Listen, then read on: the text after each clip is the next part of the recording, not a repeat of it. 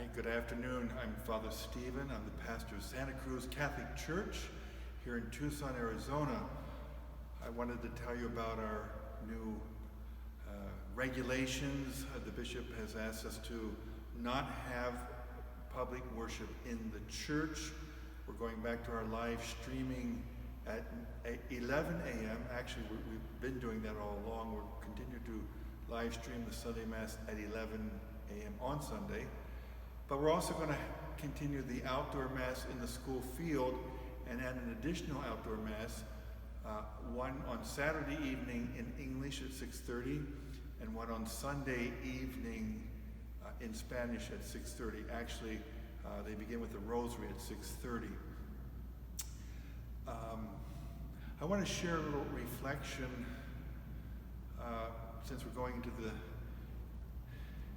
July 4th weekend, and I think it's good to pause and to think about what this means to us, especially with what's going on in our country at this time. I found it helpful to actually read the Declaration of Independence, and I'd like to read the first part of it to you now. We all learned this in school, didn't we?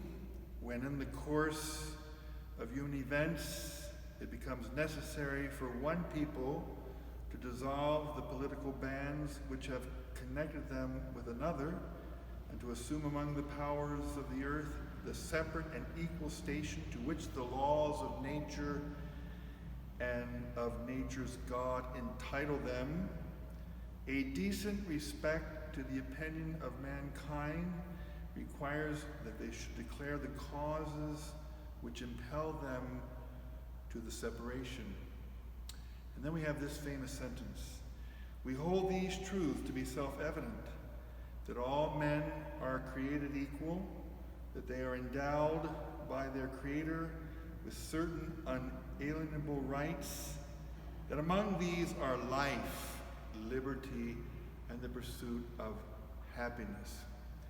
Now, notwithstanding the fact that the language of 1776 may not appeal or agree with people today, some people today, that all men, for instance, are created equal, and about the laws of nature and nature's God.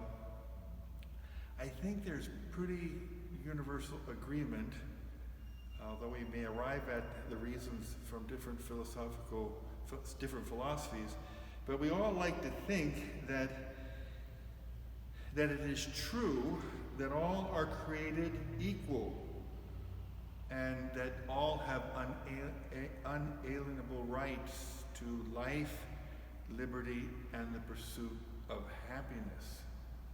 I hope we can agree on that, and I'd like to comment on that a little bit now in view of what's going on in our country.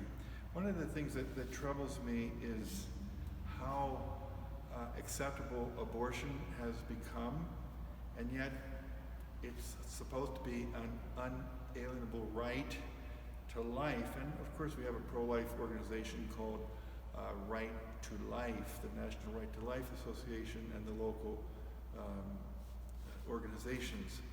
According to the Research Institute of Planned Parenthood, the Guttmacher Institute of Research, there are that 18% of pregnancies, this was from the 2017 statistics, 18% of pregnancies end in abortion. And then in that year, approximately 862,000 abortions were performed. And if you do the math, as they say, that's almost 2,400 abortions a day. In the pandemic of 1918, about the time this church was founded, 670,000 Americans died in that pandemic, many more worldwide. Today, we've had up to today, I think, I checked the computer, the internet, and 140,000 people, actually 130,000 have died. Way too many, and we're very saddened by that. But just to kind of get a perspective, when you consider how many abortions occur every year.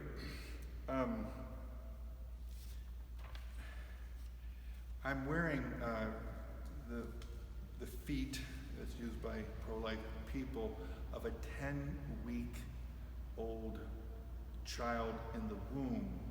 And you know, even at 8 weeks, the baby is already perfectly formed, about the size of my thumb. And all of the organs are present. The heart is beating, the liver is making blood, and the kidneys function. And of the 45 structural parts of the human adult body, 4,000 are already present in that unborn baby. And every embryologist in the world knows that the life of a new individual human being begins at fertilization. It is a scientific fact, not a belief. We are very keen on science and scientific facts, especially we hear a lot about that today with dealing with the coronavirus. We want the facts, we want the science, we don't want the politics. So these are the facts. And if you look at these numbers, it should be disconcerting to you that so little effort is actually put into ending something far worse than the pandemic. And believe me, I'm not trying to dismiss the seriousness of what we're dealing with the coronavirus, but it is good to think about other things too. Another fact that is worth noting is that half of the abortions are of African Americans, and they don't represent half the population, so that means far more in proportion to the population of African Americans are being aborted. Do Black lives matter? They do matter. They matter very much to all of us committed to pro-life. I've never stood shoulder to shoulder with anybody who was pro-life that made any kind of a racial discrimination between, a Latino baby or an African American baby.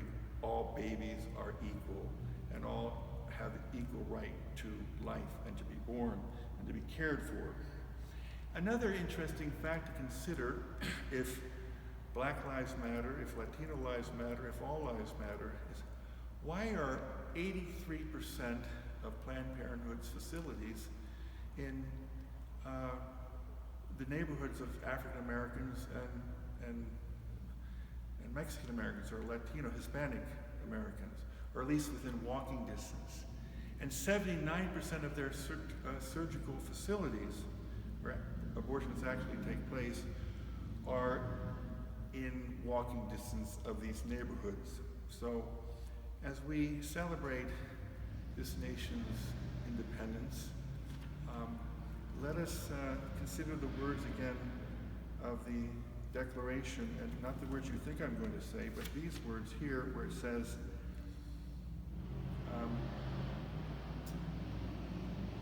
that a decent respect to the opinion of mankind, let's say humankind, requires that they should declare the causes which impel them to separation. We're talking about those 13 colonies separating from England, but also a decent respect of humankind requires that we give reasons for our pro-life position and why we think it's so integral to our understanding even of the Declaration of Independence and the very foundational principles of this country. No nation is perfect, everybody knows that, and we do have sins to account for. God will be our judge. There is need for reparation on many fronts, but we will pay. We will have to render an account of the many lives of all races that have been terminated because of a very careless and unwise legal system that allows for abortion. May you have a blessed weekend, and may we embrace all that is good, true, and beautiful.